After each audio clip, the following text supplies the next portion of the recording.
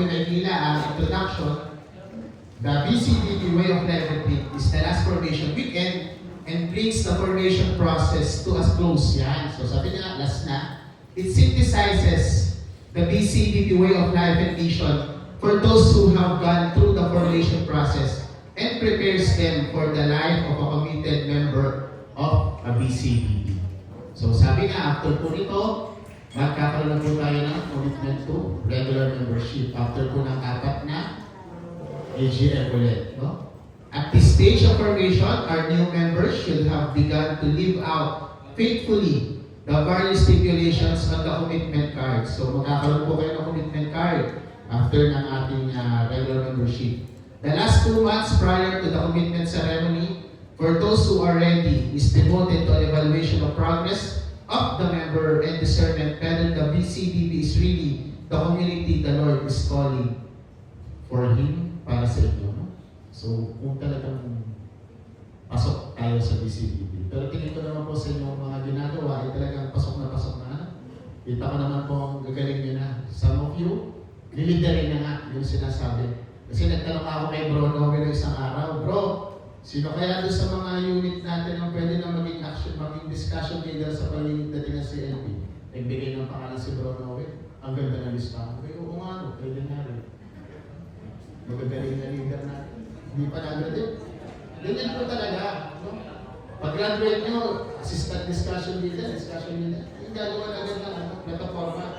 The B-Wall does not really present any new teaching, but it summarizes the life and vision of the BCBB and pulls it together for the participants' information process and helps them to make the transition from associate members' information to committed members of the BCBB. It is precisely for its synthesizing function that the last formation weekend is so important. It pulls together into a unified whole all that the format has learned and tried to do. So sabi niya, ito naman pong mga itinotok dito is inuumpisa rin ng gawin or ginagawa niya. Ano? So mamaya makikita niyo po yung mga set ng talks natin. So makikita niyo, abay, oo nga na kayo tatanong sa mga tinotok kasi some of you or lahat kayo na ginagawa na rin ito. No? So first talk po natin, sabi nga, to give the first talk, yan po, honoring the Lord. Our speaker came from Lipa, malayo, doon lang kapitbahay. Taga-Lipa po siya. Siya po ay nagtatrabaho sa Philippine National Oil Company as Department Manager. Currently, siya po ang ating RCD Batangas North Region. Doon po, papunta sa norte. Norte ng Lipa. Kasi paahon ng bundok eh. Past Ministries, dati rin po siya, chapter head. Ano po? Tapos po, he is a graduate of CLP number 15 of Lipa chapter last 2009. So tagal na. Mag-complete na lang po kayo kung ilang taon na siya. Without further ado, let us all welcome our RCD, Carlito B. Pen.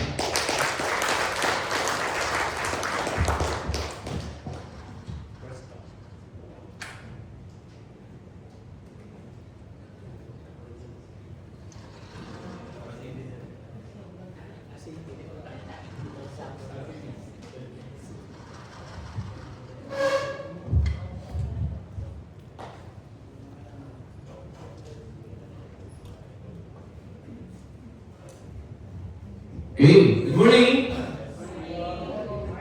Ayan, so, pakibati ko nga mga katabi ninyo ng isang magandang umaga. Natuwa po ba kayo? Nakita ninyo yung katabi niyo? Okay, so good morning. So once again, so I'm here just only to share with you, no? Sabi ko nga, yung kung ano rin lang yung natutunan ko during the time, katulad na ninyo kung nakaupo dyan, no? Kasi if you will remember, paano nga ba tayo na-invitahan in the community itself, no? Na-invite kasi ako in 2009.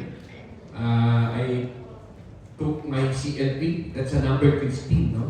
Na Lipa chapter. Actually, lahat tayo galing ng Lipa, no? So, Lipa chapter, nagkaroon ng outreach siya muna, the Lipa West chapter. Then after nun, napunta, galing Lipa, napunta naman ng RPGC, no? So, yung Lipa West naman, nagkaroon ng Lipa South. Ngayon, ang Lipa ay merong tatlong mission. The Lipa Uptown Mission, the Lipa North Mission, and the Alitagtag Calaca Mission. So, although naghiwalay tayo ng region, pero previously, iisang region lang naman din tayo. And we are one BCBP. Okay? So, sabi nga po kanina, as an introduction, dito po sa mga talk natin, for the whole day, wala pong bago. Wala siyang bago. Kasi isi-summarize lang or you just remind kung ano lang yung mga unang mga naging talk natin. Ano po yung first retreat natin? First retreat, sinong nakakaalala? Free to follow the Lord. Yeah, may tatlong talk doon. Okay? Yung prayer deliverance, managing time, and the managing finances. Okay na po ba yun? Did you already manage your time? Or brothers, did the sister already manage the finances? Sinurrender na ba lahat? Alam na ba, sister, kung magkano talaga kinikita ng bawat isa? Kasi previously kasi, that time yung pinag-workshop namin yung mga yan, doon lang nalaman na ito pa nakita mo. Ba't di ko alam? Diba? Then after nun, undergo the BCMR. Tama? Okay, after the BCMR, the BCPR. Okay, the business retreat. And now this is the last. We call it the B-Wall. It's a way of life. Sabi nga walang bago. No? Ano lang?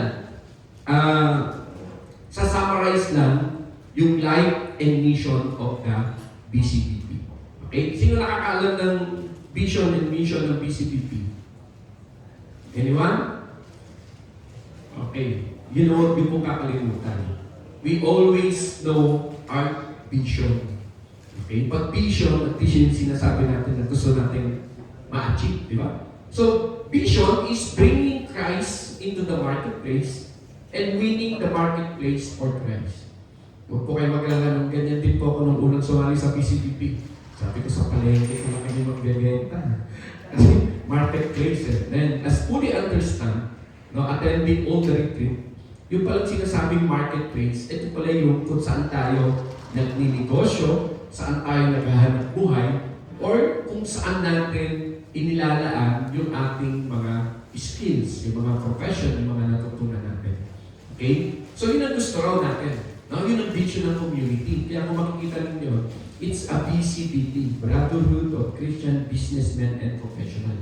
Napakarami pong organization ang Catholic. Tama? May iba-iba yan. May Purpose for Christ, may Bigay ng Panginoon, di ba? May El Shaddai. Sinasabi, all of that has a different target. Ngayon, the community itself, the BCBP, yun yung pinaka-target niya. No? Bakit? Alam niyo ba yung history ng BCBP? Kung paano nagsimula to? Actually, our spiritual advisor, si Father Herbs, no? Snyder, we call it our German Shepherd. Kasi German po siya, nationality niya. No? That's our spiritual guide. Nung meron siya isang inatinan na isang activity in one of the ligay ng Panginoon, ang karamihan po ng attendees ay puro babae. Ngayon, ang tanong daw ni Father Herbs, saan ang mga lalaki? I want to see the gentlemen or the men to pray, to lead, to do the talking. At that time, nang sinabi niya, he created, nag-start ko in Makati on a breakfast. Kaya ang pinaka-entry natin lahat is a breakfast. Wednesday siya, hindi Sabado. So I started with 7 a.m., tapos na siya ng 8 a.m. Kasi papasok na siya. So I started with that. Mga ilang puro lalaki lang yun. No? Then it grows. Okay, ngayon, naging problem, nagtataka na ngayon yung mga asawa, bakit ang kanyang mga asawang lalaki lagi may inaatinan, no? So isinama na sila. Nung pagsama nila, okay pala yan. Ayan, that it start, sinama na rin ngayon ang mga babae. Now, in the community itself, mostly alam natin, the BCBP is a community, it's a men-led. Okay? Pagka meron tayong ina-appoint na leader, the leader is yung lalaki itself. We have a chapter head. Ang chapter head lang natin si Brother Dexter. Si Sister Monet, anong tawag kay Sister Monet? Usually sabi nila the mother chapter or the mother goose. No? Usually, pag sinasabi yan, is the wife of the chapter head. The wife of the action group leader or the wife of the unit leader. Now, in a community, if you're a single lady, pwede kang pumwesto as a treasurer. Ayan, pwede digital. Pagka, if you have that skill. Okay? So, our mission, community, we are a community of business people and professional committed to living out Christian values and being change agent in the marketplace. Being a change agent in the marketplace, medyo mahirap, di ba? Depende kung anong katayuan natin. Okay? Pero, sabi nga, the way we act, the way we speak, doon pala nakikita na. No? That's, minsan, alam na agad, identify na, no? Pagka nakikita mo yung kilos mo, minsan yung pananalita mo, minsan when you ask a prayer, parang doon pala magtatanungan na, BCBP yan. Di ba? Ano ba rin yun? Yung tagline or yung sinasabi natin branding, di ba? Alam na kayo. Okay? So, we accomplish this through a process of ongoing personal conversion. Okay? Being a member information, so, the personal conversion, meron na ba? Kasi it started with our, CLP pala. After the top 9, life in the Holy Spirit, then baptism. So, during that time, you already at least turn around, no? Yung 180 degrees lang naman kapag. Okay? Kinalimutan na ba natin yung mga dating gawin? O may gawin pa na hanggang ngayon hindi pa rin natatalikuran? Baka sabi nga, it's about time. Okay? Then, a commitment to professional excellence.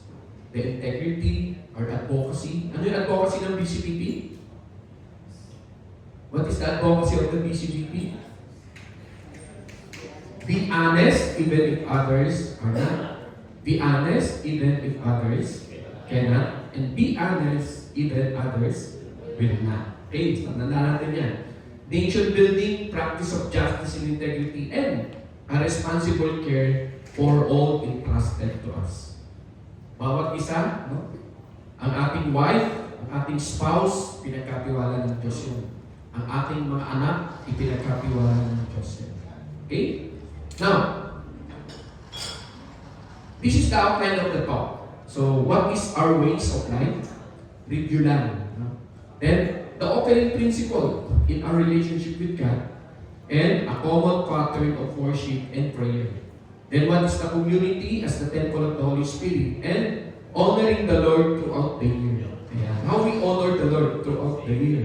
Merong mga activity from the Old Testament, from the New Testament, at meron naman din sinasabi yung mga BCBP activity. Okay?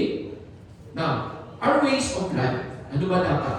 Focus. The retreat will be our common way of life as a community. Okay? Our way of life is the Christian way of life. Now, this Christian way of life, sabi natin, we will begin with the first commandment. Ano yung first commandment? What is the first commandment?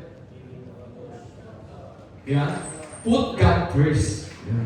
Above all, sabi natin. In the previous retreat, sinabi nga natin, no, on the Pritupalo, when discussed the time management, so how you manage your time. Okay? So, put God first, then what is the priority? Yeah. Put God first, family, then, ano yung kasunod? Business, dealing, and community. I mean, sabi nga natin yung ating resources. Okay? Sabi nga, if ever, how we will manage our time in attending all the activity. Diba? But we want to attend everything. But sabi nga, pag nagkaroon ng conflict, how we will address it.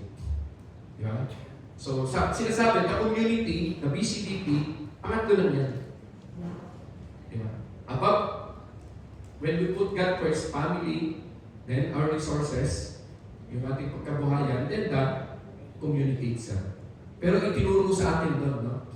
Kaya nating magampanan lahat yan when we always ask the guidance of the Lord and the Holy Spirit. Kasi ako talaga, lagi ko pinagdadasal din yan sa schedule. Kasi ako, nung nag-CCLP po ako, dahil ako'y napilitan lang umati ng CLP dahil yung aking professor sa masteral class ang nag-invite. No, sabi ko isang beses lang, pero 17 years ago po yun. Naka-assign po ako sa Maribeles Bataan. So I go home to attend the activity. Nung ako'y binigyan ng mga assignment to talk on the first Friday, ang problem ko, kung aalis ako ng alas 5, kung aalis kasi ako ng alas 5 ng Maribeles Bataan, dumarating po ako rito sa Liparis, almost 2 a.m. na, o 3 a.m. So yun yung mga challenges during that time. Pero ako, pagka binigyan ko ng assignment, tinatanggap ko, then I ask the guidance of the Lord, no? Kung paano. Alam niyo po, talagang lahat, pag inoohan ko yung talk, Fridays, Wednesday, tatawagan naman ng head office. Ang head office namin, Taguig. Sabi niya, dito, sa Friday, mag-report ka rito ng alas 8 ng umaga, ha? Kasi may meeting tayo. So, alas 12, tapos na. So, uuwi na ako. So, nakakapag-talk ako. Diba? Yun yung ano eh. Then sabi nga, ano lang, just, kung yung desire natin o yung kagustuhan natin na we want to serve Him, talagang, ano yan, ipagkakaloob ni Lord yan. Okay? Now, directly centers on putting God first in all aspect of life. Okay? Yan yung BCBP way of life din natin. Yun yung gusto iparating sa kahit na hindi nga BCBP. Sabi nga natin, dapat alam natin lahat na we need to put God first. No? Everything else will fall into proper peace. Okay? Naguguluhan, no? Ask for the guidance of the Holy Spirit. Alam naman natin yan, di ba? Na-introduce na rin sa atin. The Holy Spirit is always there.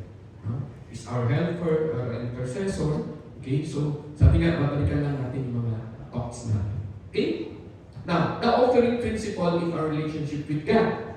Okay? God give us everything. Amen? Diba? Lahat galing sa Diyos. Kahit sabihin mong talino, galing sa Kanya yan. Yun ang minsan tayo successful ngayon yung iyong business, galing sa Diyos yan. Okay? Ang laki ng kita mo ngayon, galing sa Diyos yan. Diba? Kaya minsan, yung iba, sabi nga, umaattend ng mga community, no? Minsan sabi, bro, ipag-pray mo naman ako kasi para nalulugi yung business ko eh. Ipag-pray mo naman, sama mo kami sa prayer para naman gumanda yung business namin. Nung gumanda na, hindi na siya makita. Bakit? Busy na ako yun, dami kong customer. Di ba dapat mas mag-double effort pa tayo dahil kaloob ng Diyos yun eh. Di ba? Kaya God give us everything. Okay? Out of gratitude, we give back to Him what we have. Our lives primarily by living daily for His glory. So, how we live giving back to Him ba? By honoring Him.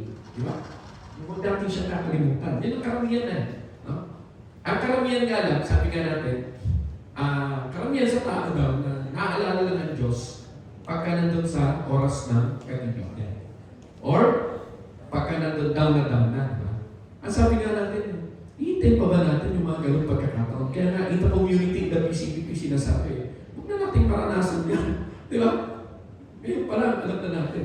Pati yung di ba, pagka meron tayong mga nakakailangan, may nalindol, may mga nangihingi ng donation, ganyan ako. Kami sabi namin, sige, bigyan lang tayo. Mas maganda yung tayo nagbibigay kaysa yung tayo yung bibigyan. Alam mo, generously. Naalala niyo ba yan? Sabi nga, the more you give, the more you receive. Okay? Sabi, even in tithings, subukan natin yan. Kasi kung ikaw'y kipit, kung ikaw'y mahigpit, mahigpit din ang balik. So, generously, makikita natin yan. If you continue reading the Bible. Okay? This is an expression of offering of our life to Him in gratitude. We give His gifts of offering. We do this when we come before the Lord. Okay? Now, when we surrender everything during the baptism in the Holy Spirit, that's we offer ourselves. Di ba? Sabi nga, nangako tayo. Tatalikuran na natin yung mga hindi magandang gawin. Kaya lang, ang pinakamahirap doon, i-maintain. Di ba? That's why, sabi nga, looking forward, kailangan natin ng community just to maintain. Kaya nga tayo lahat, we call it brothers and sisters. We are brothers and sisters in Christ. Yun yun natin. Kaya nga, yun yung sabi nga natin, that's how we maintain it. Our open principle in our relationship with God.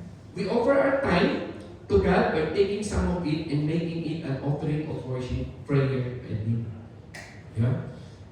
Dati kasi, ako, ganun din naman. Magdadasal lang ako pag may kailangan. Minsan pag natupad na, ano nangyari? Nakalimutan naman pasalamat. Maalala lang ulit pag may kailangan. Kasi ako, I remember talaga. Nung nag-board exam ako ng electrical, nung araw ko kasi ang board exam, ito din, nag-board exam kami ng October, ang labas po noon April.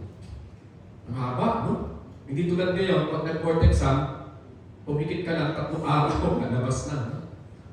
Talagang yun po ay kinumpleto ko, ang simbang gabi. Lahat ng simbahan mapuntahan ko, luluhod ako, parang sabi ko, Lord, yung pagpasa, di ba? Kasi during that time, sinabi rin sa amin na ipagdasal ninyo yung mga nag-check ng papel ninyo.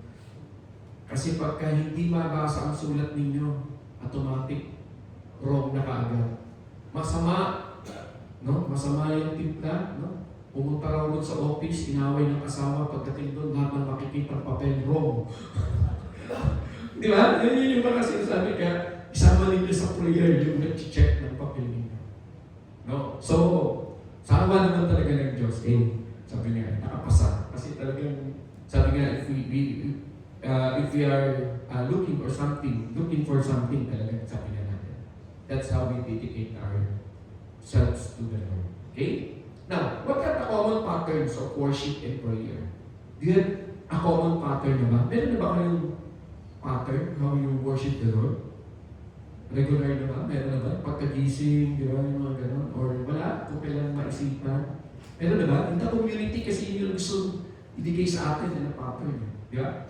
Okay? We consecrate the main event of the day to the Lord. At least the blessing before and after each meal. Sino po yung nag-bless the food? Okay? Kahit nasa restaurant kayo, kahit nasa labas kayo, ginagawa natin yan. Kasi kami ginagawa namin talaga yan no? As a family. Tapos kung may nakita kami sa kabilang table, titignan namin, parang busy dito yun. Pero mostly, kahit hindi naman, marami na talaga. So kung tayo mahiya, no? We bless our food before we, even in the offices. Ako, pag may handaan sa opisina, wala na yan. Wala mo na magsisimula kakain ng hindi binibless yung food. So yun yung natin. In the community itself, dito ko rin natutunan yun. Blessing of the food. Okay? Then, prayer at the beginning and end of each day. Nagagawa na ba? Siyempre, maganda po yung pagkagising ninyo, no? At nakipagbuka ng mata niyo, nakita niyo yung kisame niyo. So, Lord, thank you for another 24 hours. Bakit? Hindi natin alam yung susunod ng mga araw. Meron naman, may regular prayer naman. Gumigising. Sino gumigising alas 4 ng madaling araw para for the prayer? Wala.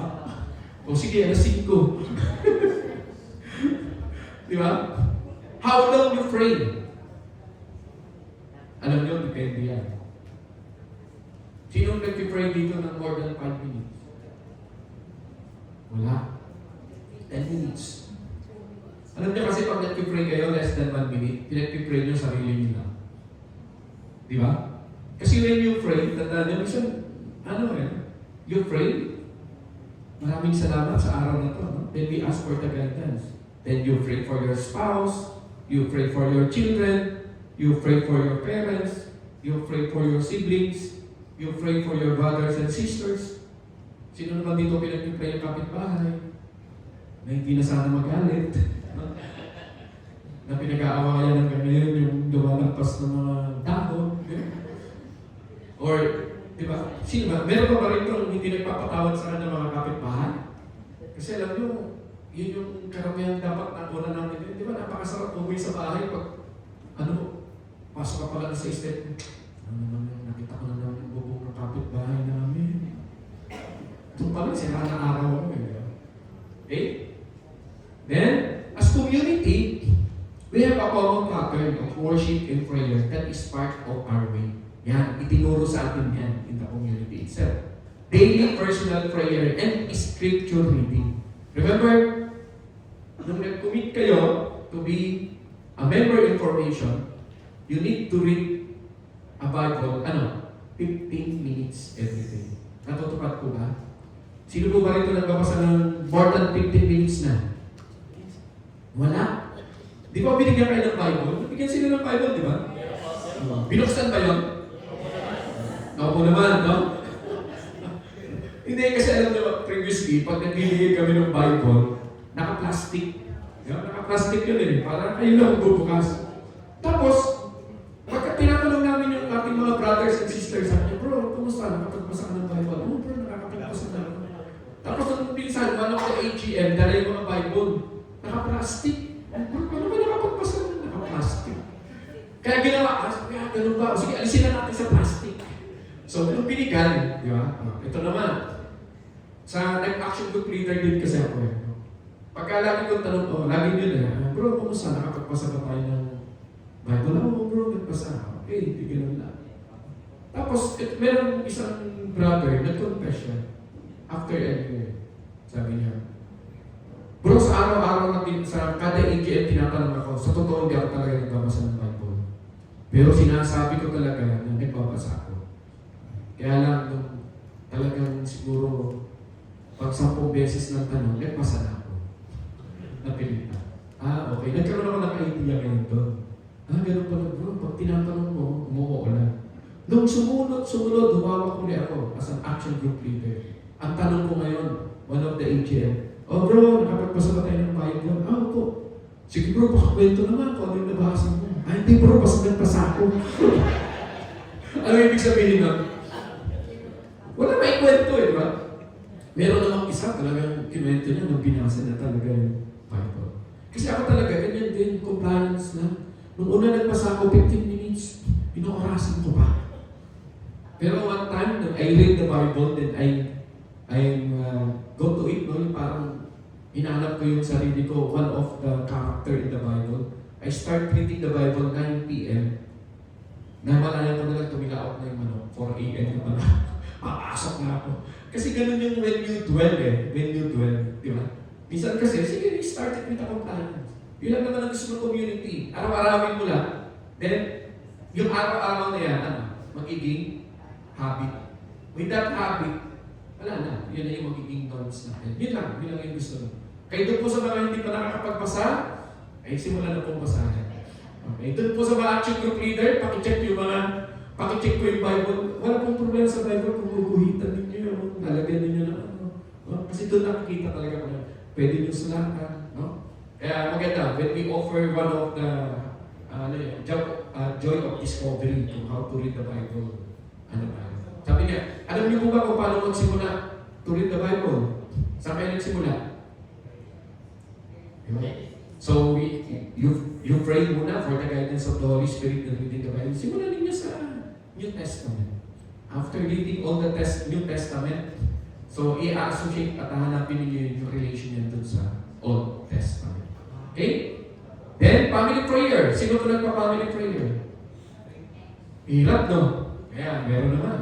No? Kami nakapag-family prayer po kami dahil kami po ay naging participant ng family retreat.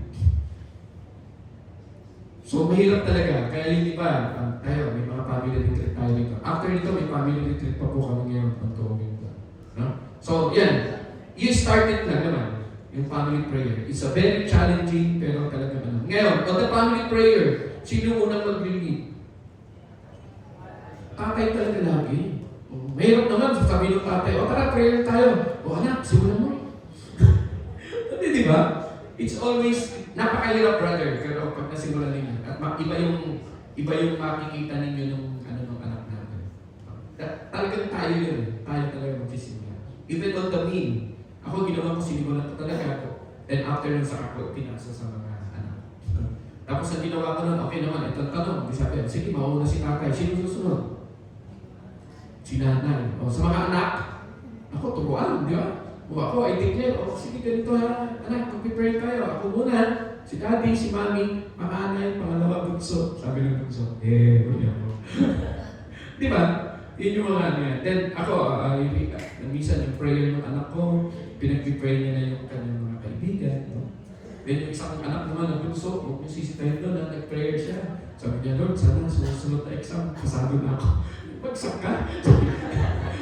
Huwag mo muna sitahin. Saka wala ka usapin. Di ba? At least, nagpa-open sila on that prayer. Okay? Yan yung ano natin, challenging.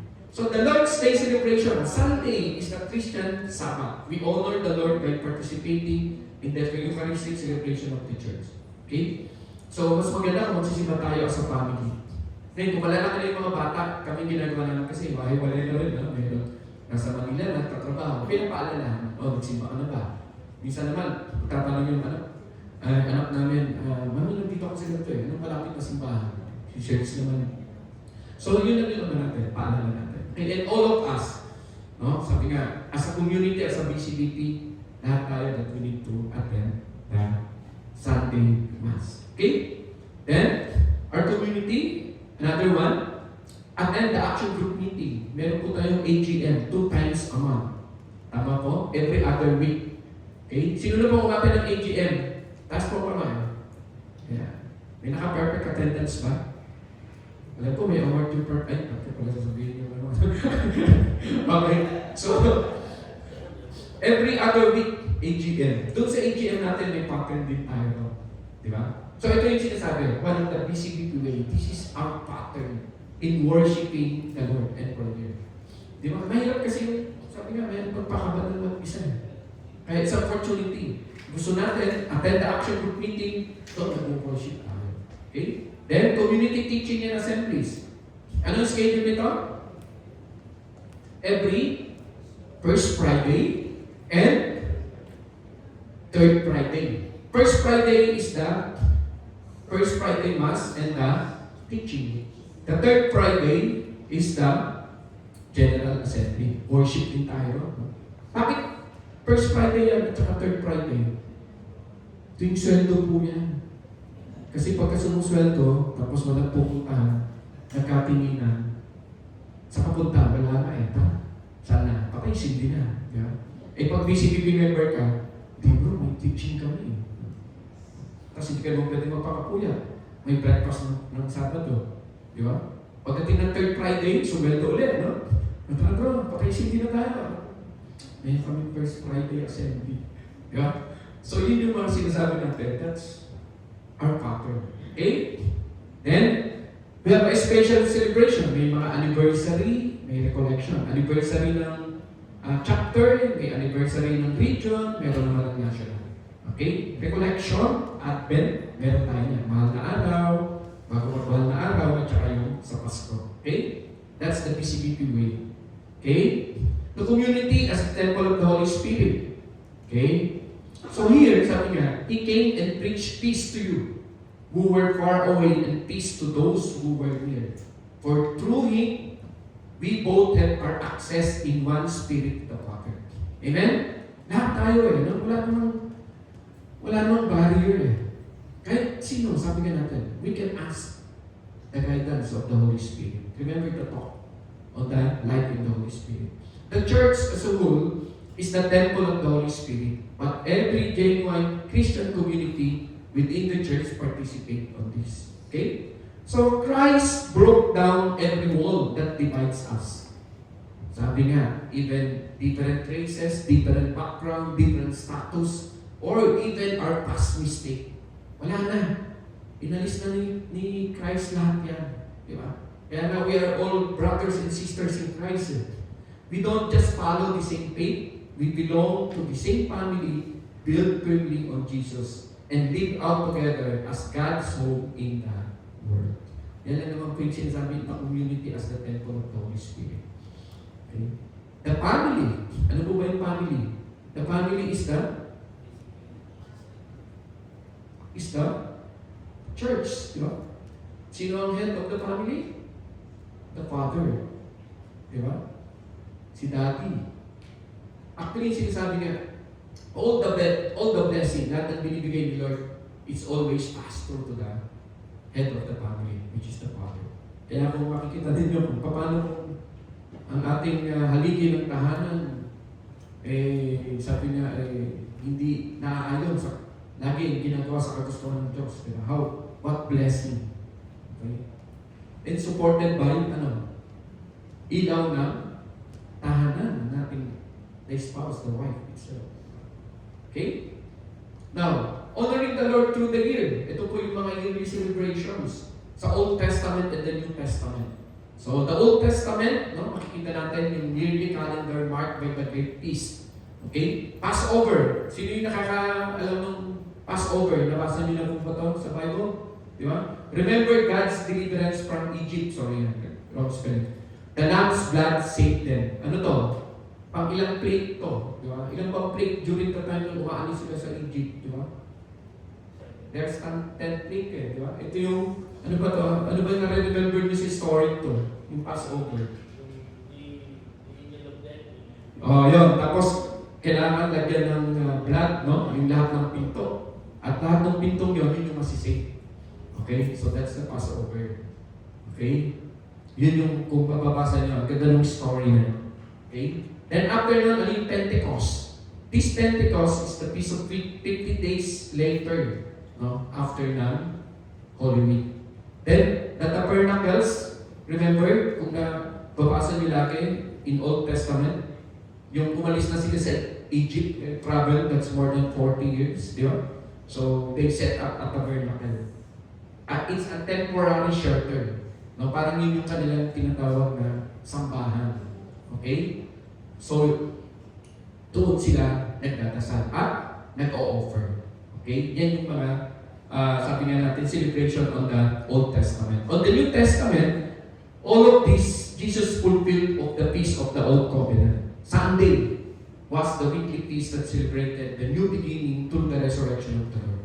Kaya we have the Sunday Mass. Okay? Easter. Easter was the yearly Christian Passover, which celebrated the deliverance from sin through the death and resurrection of Christ. Pentecost celebrated the outpouring of Holy Spirit and the founding of the church. Christmas and Epiphany started in the 4th century to commemorate the Incarnation. Then meron tayong mga 40 days Lent, di ba? Meron tayong mga sacrifices. Kahit yung iba, sinasabi, hindi kakain ng rice. No? Yung pala, parang sa kanyang, parang maging fit, di ba? Pero sabi nga, whatever it is, whatever you sacrifice, as long as you offer it to the Lord. Okay? Yan sacrifice, lagi na yan. Pag may hinihingi tayo, when we pray something, it's better to have a sacrifice. Some of the speakers, before they speak, they sacrifice something. Meron mga tinatawag na, sige, hindi mo na ako kakain, then I pray, I go to the church. Meron mga that everything we do, we need to offer sacrifices. Okay? Our community, pag may mga celebration tayo, like for example, kung ang chapter ay magkakaroon ng anniversary, okay? Maraming sacrifices yan. Okay, meron giving to the poor, di ba? Yung mga social action. Tapos, parade for the Be Honest. Okay, so yun yung mga yan. No? Even, sabi nga, yung iba nga, pag may birthdays, bago mag-celebration, we offer something to the poor. Di ba? So, we donate something, para, that is part of that sacrifices. Okay? Now, what are the benefits of yearly Christian celebrations? It is a way of honoring and thanking the Lord. These celebrations help us to recall what God has done for us in Christ and to live our lives in the light of Christ's deeds. It is a way of strengthening family life and community life. Okay? Then what is the BCBP yearly pattern? O BCBP anniversary. Sino po yung umatid ng NAC? National Anniversary Celebration. Hindi na po NAC na yun, di ba? BAC na. Bakit ginawang BAC? Bakit ginawang BAC? Kasi kasama po ang international yan. Kasi previously sinasabing nakakala yung nasa Pilipinas na. BAC is a BCBP anniversary celebration siya. Kasama na po. Marami na tayong mga nasa ibang bansa. No? Yung during that celebration, kasama po sila. Nagkakaroon po ng international night. No? Medyo naka-attend kasi ako talaga doon. nandun yung mga taga-Guam, talagang buo sila, even Canada, yung Canada, napakarami nilang mission and chapter, no? Nandun na rin po yung Vietnam, nag-perform pa yung mga Vietnam, no? Thailand, meron din. Tapos, actually, yung Melbourne, meron din in the Sydney. Pero wala tayong representative ng Perth. Okay, ang mission po natin, ang international, sama-sama po tayo. Lahat tayo nasa Area 2, no? Batangas Region, lahat po ng Batangas Region is South, North, and Mindoro. Ang ating pong international mission is the Perth, Australia. Magsi-CLP2 na po sila this coming August. Okay? So, meron po tayong mga pinapadala doon. Ng mga, kaya lang, pag may pinadala po tayo doon, na gaganap doon, na magsi-service, siya po ang magsi-share, at siya po magto-talk. Ang talk niya po ron per module. Hindi po isa-isang talk. So, yun yung pinaka-challenge doon. Okay? Then, season of preparation. We try every year to enter more deeply into the period of preparation for Christmas during Advent by extra prayer and sacrifice and do the same during Lent. Yeah, meron tayong mga, we call it recollection. And some of the community, the member, ano ginagawa ng mga member? Nagkakaroon ng visitation, di ba? So, sa mga different simbahan, tapos nag-pray for that as a group, as a maybe sometimes action group, sometimes unit. Okay? Annual retreat, this is for various groupings of our membership and leadership. Advent, yung Pasko, nagkakaroon tayo ng mga retreat. Okay? Finally, celebrations is a way of entering our lives on the Lord. They are a great way of fulfilling the first commandment. What is the first commandment? What is the first commandment? And put God first. Okay? Ayan. So as a summary, the first commandment calls us to put God first in every aspect of our lives. Amen? So as a Christian and a member of PCBP, we recognize that everything we have come from God. In gratitude, we offer our lives back to Him through faithful worship, prayer, service, and holy living. Yan ang gusto ni Lord eh. Kaya sabi ko, ano yung meron tayo lahat, galing sa Kanya yan. Ano gusto niya lang? Di ba? So we just offer our worship, our prayer, our service. Yung sinasabi ni brother kanina, pag sinabi kayo, bro, assistant discussion leader ka, o ketchup brigade ka, o bro, sama ka muna rito, ikaw yung tagalista. That's a service offering to the Lord. Pag graduate kayo dito kasi, magkukumit kayo member information, regular member, you need to have a ministry. Dapat lahat kayo ay may ministry in the community. Kung wala, meron kami isang bagong tinatatag na ministry, yung ministry of presence. Ano yun? Umattend ka lang ng umattend, that's your ministry. Bakit? Kasi pag nagkaroon ng mga di ba, anong sinasabi? Para sabi, ang isang chapter ay masabing active. Dapat ang lahat ng attendees at least 75%. Di ba? Sa mga activity. No. Paano kung nasa 74.99 ka sila? Nung umattend ka, 75.1.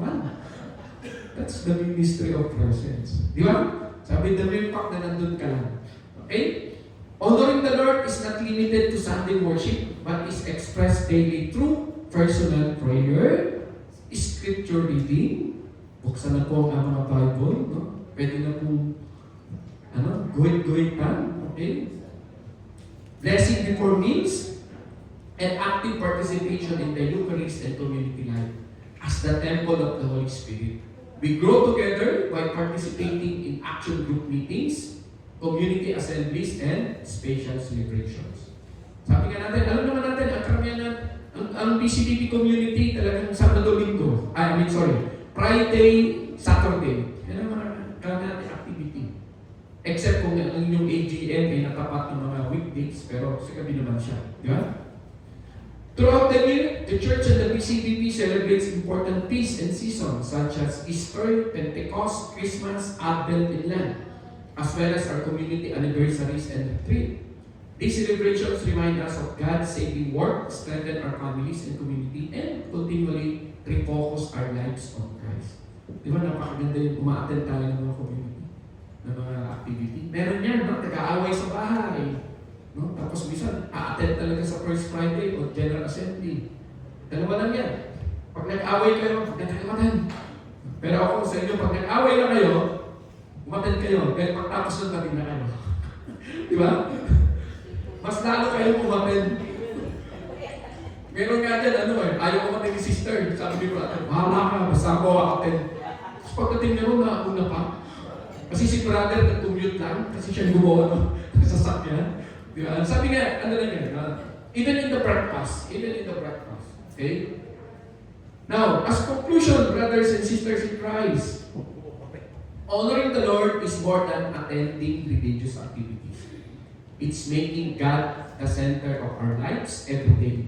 So, although ang community po, nandyan lang yan just to help us. Ang sinasabi, tayo pa rin po yun. Tayo pa rin. When we place Him first in our time, our family, our work, our resources, and our community life, everything else falls into its proper places. Amen? Siyempre, that's a peace of mind. Naguguluhan, kaya nga tayo tinuruan. Discernment, di ba? Kaya nga, even the gifts of the Holy Spirit. Sino na po ba yung nakakuha ng siya the gifts of the Holy Spirit? Meron na? How about the fruit of the Holy Spirit? Baka mainit pa rin ang ulo paglabas, topic. As we lead this session, let us renew our commitment to lead the first commandment, to love and honor God above all else. May our daily prayers, faithful participations in the Eucharist, commitment to our PCBT community, and joyful celebrations of God's goodness become living expression of our gratitude and love for Him. So let us always remember the word of Jesus. Seek first the kingdom of God and His righteousness, and all these things will be given to you as well. It's in Matthew chapter 6, verse 33. May our lives continually bring honor and glory to God now and always. Amen? Amen. Amen. To God be the glory. Thank you. God bless. So put God first, everything else will fall in proper place. Thank you very much. Good morning.